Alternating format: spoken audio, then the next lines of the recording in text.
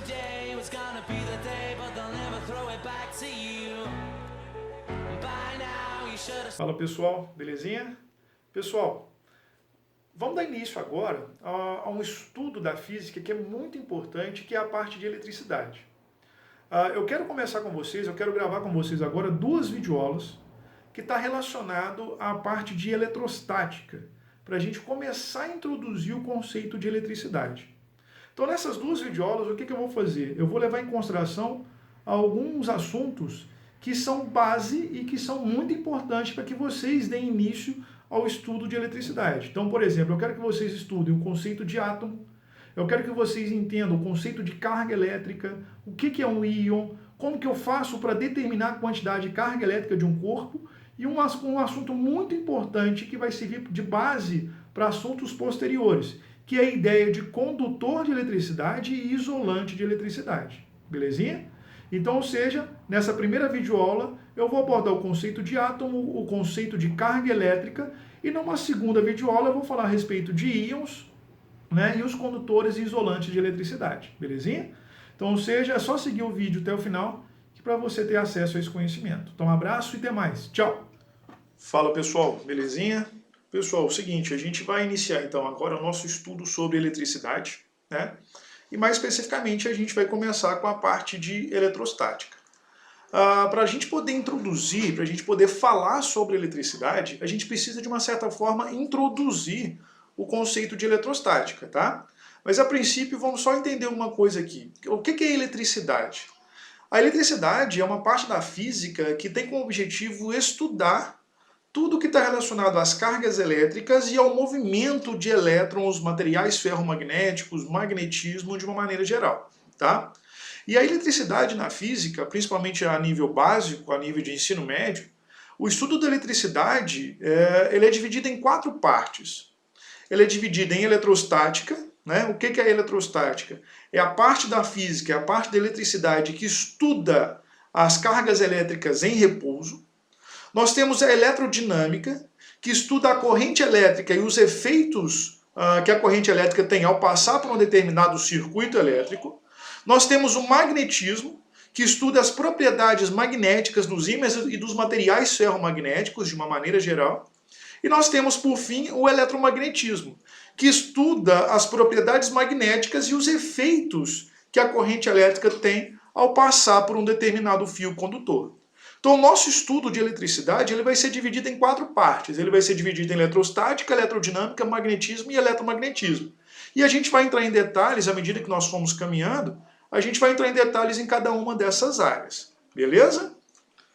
Pessoal, então aqui nessa videoaula, nós vamos tratar especificamente sobre a parte de eletrostática, tá? Só que para a gente continuar, para a gente estudar a eletrostática, estudar a eletricidade em si, a gente precisa definir uma coisa bem particular e bem específica do estudo da eletricidade, que é o que nós chamamos de átomo, beleza? O que é o átomo? Hoje nós sabemos que o nosso universo em si, ele é composto, na sua maioria, de moléculas, e essas moléculas, por sua vez, são compostas de átomos, que é o que nós chamamos de matéria bariônica. Então, ou seja, tudo que nós temos no nosso universo, que é palpável, que a gente consegue ver, que a gente consegue sentir, que a gente consegue colocar a mão. Então, por exemplo, eu, você, uma barra de ferro, um plástico, o seu celular, o seu computador, é composto de átomos, né? E isso é o que nós chamamos de matéria bariônica. Quando nós falamos sobre o átomo, então é muito comum a gente pensar que o átomo é a menor partícula da matéria. Hoje nós sabemos que o átomo não é mais a menor partícula da matéria. Durante muito tempo, o estudo de eletricidade levava em consideração que o átomo era a menor partícula da matéria. Hoje nós sabemos que o átomo não é mais a menor partícula da matéria. Existem partículas ainda menores do que o átomo. Tá? A gente diz então o seguinte, que o átomo é a menor partícula que mantém as propriedades da matéria. O que isso significa? Significa dizer o seguinte, que para um ferro, para uma barra de ferro ser feita de ferro, essa barra de ferro é composta de moléculas, que por sua vez são compostas de átomos. Esses átomos de ferro é o que mantém as propriedades da barra de ferro. a mesma coisa vale para um plástico, a mesma coisa vale para um cobre, a mesma coisa vale para qualquer outra matéria, beleza? Então, ou seja, essa ideia de que o átomo é a menor partícula da matéria não é mais válida, porque existem partículas ainda menores do que o átomo, como por exemplo os prótons, os nêutrons, os elétrons. Existem partículas ainda menores do que os prótons, os nêutrons, os elétrons, que é o que nós chamamos de quarks, leptons, certo? Bósons e assim vai. Beleza? Então, ou seja, quando a gente estuda a eletricidade, quando a gente vai para o estudo da eletrostática, a gente primeiro precisa definir, precisa entender o que é o átomo. Então, o que é o átomo? O átomo é a menor partícula que mantém as propriedades da matéria. E o átomo, por assim dizer, ele possui duas regiões distintas. Ele possui uma região que é o núcleo e a eletrosfera. O que é o núcleo? O núcleo é a parte do átomo que é composta por prótons e nêutrons. E a eletrosfera é a região ao redor do átomo na qual os elétrons ficam orbitando ao redor do seu núcleo.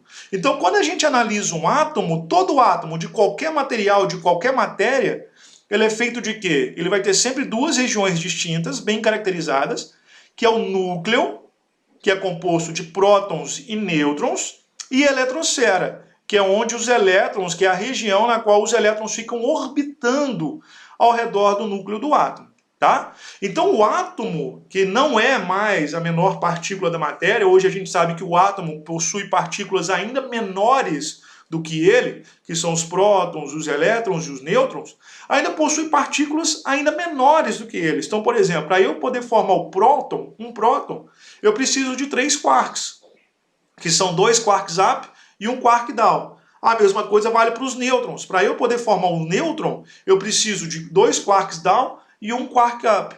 Então, ou seja, existe uma infinidade não, mas existem várias partículas ainda menores do que os prótons e os nêutrons, por exemplo, que vão dar origem a eles. Tá? Isso é o que nós chamamos de modelo padrão da física de partículas.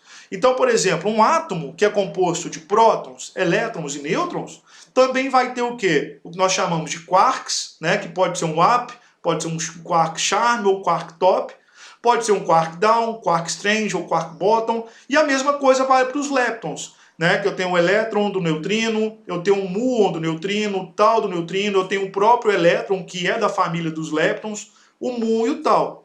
E eu tenho as partículas que nós chamamos de partículas virtuais, que é o fóton, o bóson, certo? O gluon, o bóson de Higgs, né? É um tipo de partícula virtual. Então, quando a gente analisa a nossa estrutura da matéria, a matéria bariônica em si, essa matéria ela é composta de quê? De átomos, de moléculas, que por sua vez são compostas de átomos. Esses átomos possuem partículas ainda menores do que o átomo, que são os prótons, os nêutrons e os elétrons, que têm partículas ainda menores, que são os quarks, podem ter os quarks, os leptons e os bósons. Então a matéria em si, ela não é composta somente de átomo, né, que a gente tinha aquela ideia de que era a menor partícula. Existem partículas ainda menores do que o átomo, que é dada, por exemplo, no que nós chamamos de modelo padrão da física de partículas. Beleza? E, pessoal, é claro que eu não vou entrar em detalhes, né, por exemplo, no modelo padrão de física de partículas. Né? Para isso eu gastaria, sei lá, um semestre inteiro para poder falar sobre isso com vocês. Né? É algo muito bonito da física, algo muito interessante, né, mas não é o nosso objetivo aqui. Pessoal, e voltando então aqui para a nossa realidade, né, a gente precisa tratar de algo no nosso estudo de eletrostática, de introdução à eletrostática, que é o que nós chamamos de introdução à carga elétrica. Então, como a gente sabe, né, o átomo em si ele é composto de duas regiões bem distintas, que é o núcleo e a eletrosfera. E nós sabemos que no núcleo do átomo a gente tem os prótons e os nêutrons, e na eletrosfera nós temos os elétrons, beleza? Então é importante a gente definir o seguinte, que os nêutrons, para a gente estudar a nossa carga elétrica, é que os nêutrons eles estão situados no núcleo do átomo e que eles não exercem nenhum efeito elétrico sobre o átomo. Então qual que é a função do nêutron na física? Para nós, na física, por enquanto, na física básica, o nêutron ele não tem nenhuma influência nos nossos estudos. O nêutron, ele serve simplesmente para pesar o núcleo do átomo. Beleza? Então, ou seja, ele não vai influenciar nos nossos estudos. Então, o que a gente vai fazer? Nós vamos desconsiderar os nêutrons. Então, para nós vamos levar em consideração nos nossos estudos somente os prótons e os elétrons. E como a gente sabe, juntamente com os nêutrons, no núcleo do átomo nós temos o quê? Os prótons. Por que os prótons e os nêutrons ficam no núcleo do átomo? Porque são partículas mais pesadas. Beleza? Então, como eles têm uma massa muito maior do que a massa dos elétrons, eles ficam concentrados aonde? No núcleo do átomo. Tá? Os elétrons, por serem partículas mais leves, o que acontece? Eles permanecem, eles ficam girando ao redor do núcleo do átomo. E por que eles ficam girando ao redor do núcleo do átomo? Isso acontece por causa da força de atração elétrica que existe entre eles e os prótons. Beleza? Que é uma definição que nós chamamos lá de força eletrostática. Beleza, então tranquilo, David. Eu entendi que os nêutrons nós vamos desconsiderar no nosso estudo da física. Eu sei que os prótons eles ficam no núcleo do átomo porque são partículas mais pesadas e que os elétrons ficam orbitando ao redor do núcleo do átomo por causa da força elétrica existente entre os elétrons e os prótons que estão no núcleo. E eles ficam ali orbitando por serem partículas mais leves. Tá, mas qual que é a definição de carga elétrica então? A gente precisa então definir o conceito de carga elétrica. Como que nós definimos o que é carga elétrica? Carga elétrica é uma propriedade que nós atribuímos aos prótons e aos elétrons e deve-se ao fato deles trocarem forças entre si. O que isso significa? Presta atenção. Se os nêutrons não possuem carga elétrica, ou seja, não possuem nenhum efeito elétrico, significa dizer que eles não trocam forças nem com prótons, nem com os prótons e nem com os elétrons. Então os nêutrons, beleza? Eles não possuem carga elétrica. Então, ou seja, os prótons e os elétrons, por sua vez, já possuem carga elétrica. Por que eu estou falando que os prótons e os elétrons já possuem carga elétrica? Porque se eu pegar um próton e deixar ele próximo de um elétron, o que vai acontecer? Os dois vão trocar forças elétricas entre si, os dois vão se atrair. Beleza? E essa força de atração que surge entre os prótons e os elétrons existe justamente porque os prótons e os elétrons possuem o que nós chamamos de quê? De carga elétrica. Beleza? Então aqui a ideia é o seguinte, quanto que vale então a carga elétrica dos prótons e os elétrons? Foi convencionado o seguinte, que os prótons e os elétrons possuem uma carga elétrica que vale quanto? 1,6 vezes 10 elevado a menos 19 coulombs.